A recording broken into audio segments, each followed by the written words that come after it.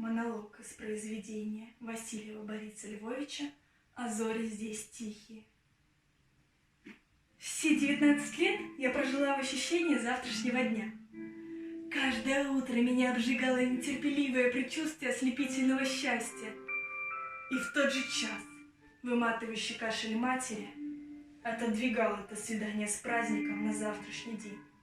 Не убивал, не перечеркивал, отодвигал.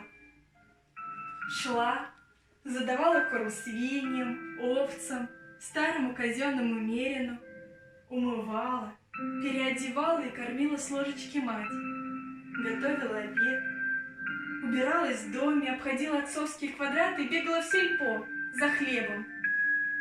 Подружки мои давно кончили школу. Кто уехал учиться, кто вышел замуж, а я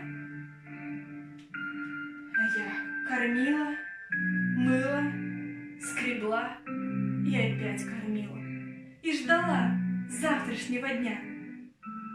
Завтрашний этот день никогда не связывался в моем сознании со смертью матери. Я уже с трудом помнила ее здоровой, но в меня было вложено столько человеческих жизней, что представление о смерти просто не хватало места. Я скрывалась где-то в сияющем завтра, знала точно, что жизнь эта существует, что она предназначена для меня и что миновать ее невозможно, как невозможно не дождаться завтрашнего дня. А ждать я умела. С 14 лет начала учиться этому великому женскому искусству. Вырванная из школы сначала болезнью матери, ждала возвращения в класс, потом встреч с подружками, потом тех редких вечеров на пятачке перед клубом, а потом нечего оказалось ждать. Подружки либо еще учились, либо работали и жили вдали. А парни, с которыми можно было так легко посмеяться и потолкаться в клубе перед сеансом, стали какими-то чужими и насмешливыми. Так уходило детство, а вместе с ним и старые друзья, а новых не было, ибо никто, кроме дремучих лесников, не заворачивал на керосиновые отцветы наших окошек. И было грустно и страшно, ибо не знала, что приходит на смену детству. Так в смятении и тоске прошла глухая зима. А весной отец привез на подводе охотника. Он исчезал из дому рано утром и возвращался только поздним вечером, голодный и уставший. Я кормила его. Он ел, торопливо, но без жадности. И это нравилось. Поев, он уходил к себе на сеновал, а я оставалась. Утром слышала, как отец запрягает казенного дымка, как гость прощается с матерью, как скрипели ворота. Лежала, притворялась спящей, а из-под закрытых век текли слезы. К обеду вернулся подвыпивший отец.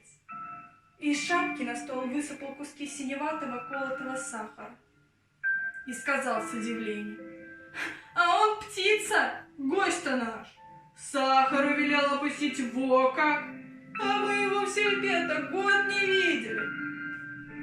Затем замолчал, стал хлопать себя по карманам и из кисета достал измятый клочок бумаги.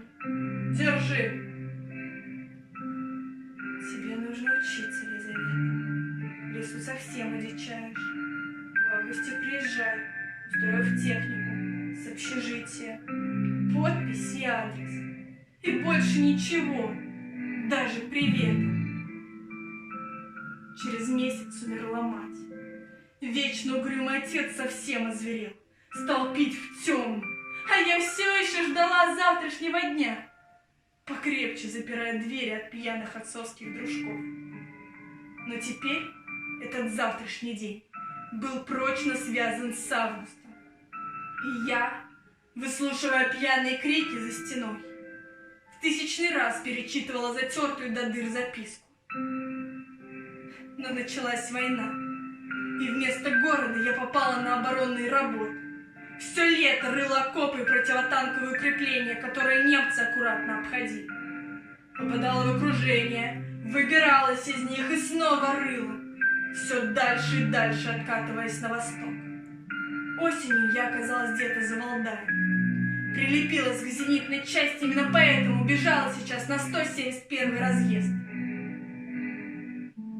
После споем, Лизавета. Вот выполним боевой приказ и споем. Земли не было. Ноги медленно, страшно медленно тащила вниз. И я задыхалась, извиваясь в жидком месиве. А тропа была где-то совсем рядом. Шаг, полшага до нее. Но эти полшага уже невозможно было сделать.